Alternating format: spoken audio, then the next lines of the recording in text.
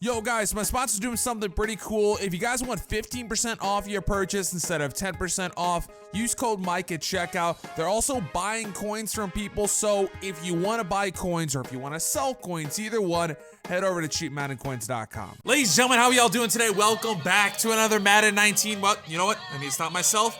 This isn't Madden 19. This is a Madden 20 news video. I feel like I'm on Fox or CNN. I don't do this much, but you know, I decided fuck it. So, as you guys probably know, or maybe you didn't, there wasn't that many people watching. There was a live stream on Twitch, Madden's Twitch channel, and they pretty much did a deep dive into Madden 20 Ultimate Team. Pretty much all we know so far about Madden 20's Ultimate Team just came about 30 minutes ago. In today's video, I took notes like I'm back in college, and I'm gonna go over kind of some of the main things that they talked about. I don't wanna make this too long. I wanna make it short and concise so you guys know what's going on. I feel like an idiot if I don't say this, but if you guys enjoy the videos that I post and you wanna see more, make sure to hit the subscribe button, turn on the post notifications, and comment down below if you'd like to see more Madden 19 videos or maybe more Madden 20 news videos. Maybe I am the new news guy. Maybe I'm Keemstar. I don't know. Probably not.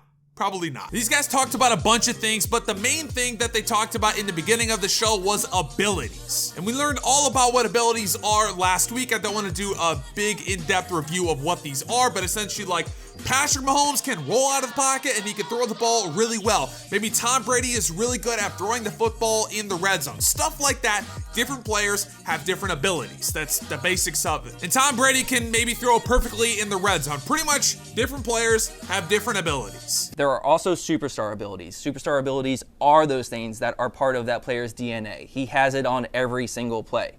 So again, going back to last week with Patrick Mahomes, he has the ability to have escape artist, right? So he has extra locomotion when he gets outside the pocket. He feels extremely different than when you're playing with Tom Brady.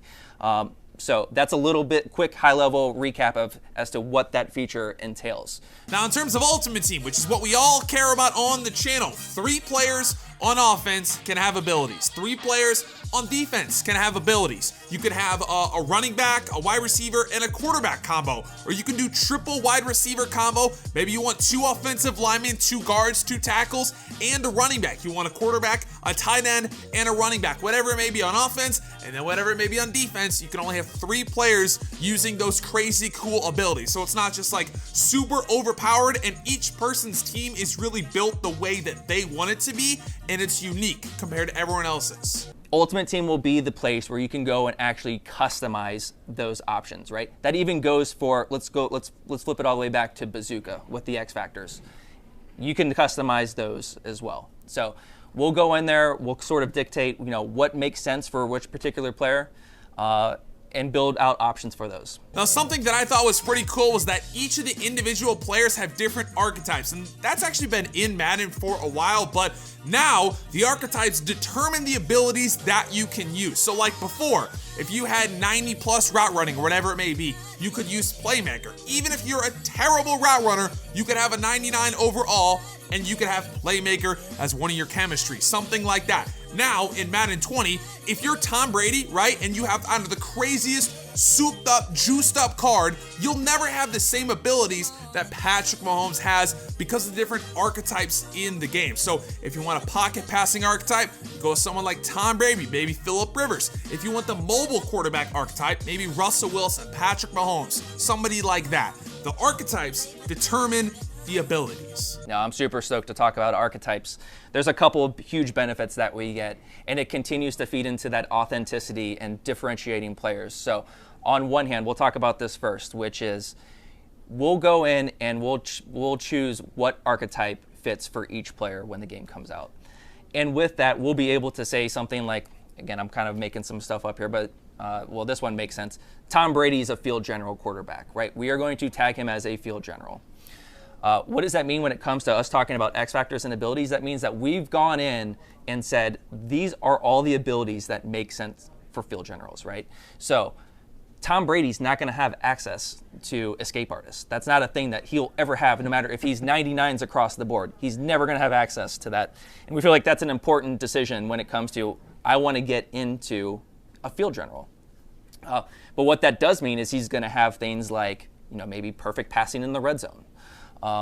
perfect passing on lobs or deep throws. There's a lot of different options there. And those are things that something like a scrambler will not have access to. Now, as for the missions, the way they explained it was kind of confusing. If you guys played MLB The Show, I don't need to explain it to you because it's just the exact same thing as missions from MLB The Show. Essentially, what it is it's a mass organization of all these little mini tasks that you need to do to earn said reward. So let's say you need to win one game, you need to complete one set, you need to do one extra thing. There will be a list of things that you have to do to earn certain rewards. That's essentially what this is. Now, just like MLB, there's different tiers. So you can do tier 1, you can do tier 2, you can do tier 3, and each of those different tiers requires a certain amount of stars that you have to earn. The more stars that you earn to get those higher tiers, the more coins you will earn, the more training you will earn, and other different rewards. It's pretty simple. Just the more you do stuff, the more you get back. They also went into a deep dive on something called Ultimate Challenges, which I was a little confused on what they meant by that, but that's solo challenges. Solo challenges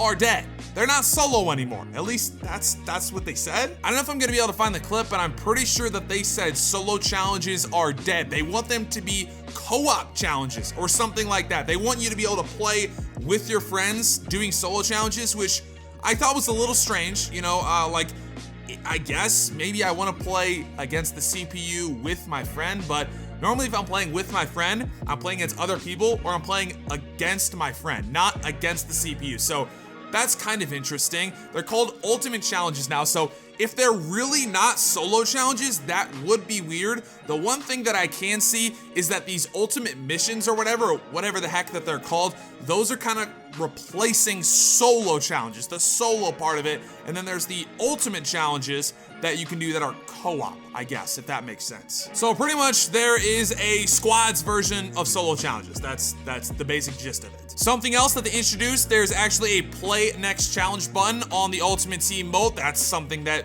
we have literally been waiting for an incredibly long time, so props to them on that. Now we're gonna get into house rules, which is actually something that I thought was incredibly cool. Some of the insights that they gave into this game mode was awesome. I'm very excited for this portion of Madden 20 Ultimate Team. Pretty much what they said was they are now able to do start and end game requirements. And if you're like me, you're like, dog, what does that mean? Pretty much they're able to go more in depth with the requirements that you have to have for these house rules games. So like, let's say they want to do college overtime rules, and keep in mind, these are not words I said, this is what they said. They could implement a mode where you go in there and you're immediately thrown into overtime with college overtime rules. There could essentially be a mode where you're thrown into this house rules game and the first person to score an offensive touchdown wins the game. Again, these are all their words. This is not stuff I've made up. This is all possible scenarios for Madden 20 Ultimate Team house rules. This mode sounds absolutely sick. For next year, I could have an event that says, well, we're going to have college overtime, and we're going to just start you already in overtime. You're just going to go right there. You're not having to play through the 4 quarters in order to get to that spot. We're just going to drop you right in there. And that's going to just be this crazy, unique experience. We could also do some things, and we've talked about this internally, and we're still trying to figure out and flesh out what sort of bugs that we're getting to. But like, we could also have one that says, all right, the first person that scores a passing touchdown in this game is going to win, right? And just drop you right in there. So I think it's going to continue to feed a couple things. One, change up the way that you're playing Madden. Keep that meta shaken up. It's going to make Madden more replayable. And then also another goal that I've always really loved is, especially when it comes to online games, is having shorter experiences. You know, everything doesn't need to be a 40-minute investment. You know, there's opportunities for you to get in there and still have a lot of fun, and not everybody can really have that same sort of investment. So the one unfortunate thing is that they said it's not going to be in the game right when Madden 20 comes out because there's going to be a lot to do, which I don't really get that. I don't understand why you wouldn't just throw it in there right when it comes out. They said it would be in the game a lot sooner than it was this year, but what I'm guessing is it's probably not going to be in the game until like October or November. I hope it's earlier, man. I really do, because that is something that is so fun with the game. House rules made Madden so much more fun this year, Madden 19 at least, so I'm hoping it can make Madden 20 playable for much longer. Well, okay, that is the video. The fact that this is not 10 minutes is kind of unbelievable, but guess what? I do it for you guys. I'm a news guy now. I put news content out there. I try to get out there as fast as possible. I don't care about quality. I don't care about editing. I just get that shit out. And if it's not 10 minutes, then, well, what? Who cares? Who really cares? Either way, though, boys, that's it for the video. Hopefully, you guys did enjoy. If you did, you know what to do. Drop a like down below. Subscribe if you're new. And, guys, I will see you in my next upload. Peace.